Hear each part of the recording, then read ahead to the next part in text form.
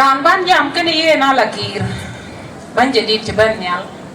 ku ke bale ina Alakiir che ke di de ke tin ko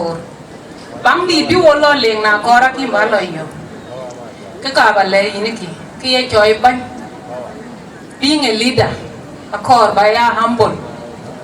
akor ba pio lier ko ba chuk lier ya da ki chuk bi ya pia wera bale ba ya banya apiat tarik ceyin bekeriya jebania ngor keraj ye ngor kepiat duni ngor keraj ye ngor kepiat wera baluat ya dan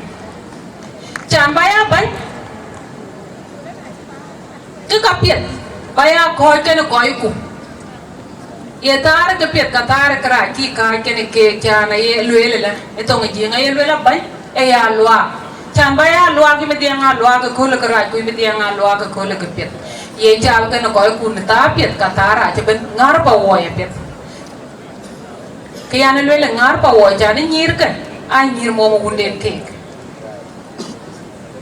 aja ku me na uliana daga le ga nan chi mo nyan ka ya li wa ke ne tie de me na ta mo ke ne kon die because ja ke ping story nyir ka ulian ke ka biya ulian we bang ti bo ku dong ko wari ku cho ko da ke cho ke ja bo ya ke nyi pi le ka we pa ne twi ai nyi te ke kuman tia we ji nyok ke kritia yi nyok ba ne twi ngi mana daga we che nyi ra bach we nyi no history kwando ne we nyi ngi ke joy leadership kwando ne ekana abaleri na Alakiir der balwa na yerun kono ye kola akona chia for mama ku yini ka chia incoming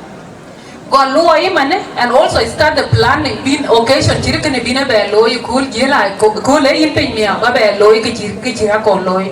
duna ba nyir ka ule duna kan pe mia ke kan loy ke chirkene na wari ya pe won ke yen wel mana da ke yen occasion chirkene akoy man ba ka be loy wo ke wari jan lewro loy ke occasion chirkene kan pe mia de kan in ban pe ku loy occasion chirkene yen ka bini yangi mana da ke yin in lo ni choka ko ne because chalwele tong loy won kulwele gan wara ko na batawa jogu ke diera ba lew na lo ke chirkene loy mia ku lo ban kan pe ki man cha ko ma le kan pe ka ken tie je nyir ka ulian ka yen ka ba ne ngi mana da ka yin je lo ni jo ka ko ni ku wara wona chata e we diena bla ka ni na kon ma le ngeng yin cha le ng hor chin nyir ka Pawuoi chin ke ngora cha ke ngora pet a je cha ga dor kwa je cha ga pel gu aya ngo ta Alakiir abtiyo kana yin because ban jadi de tiyo kana ban ter be ya le dukene loile ku dukene loile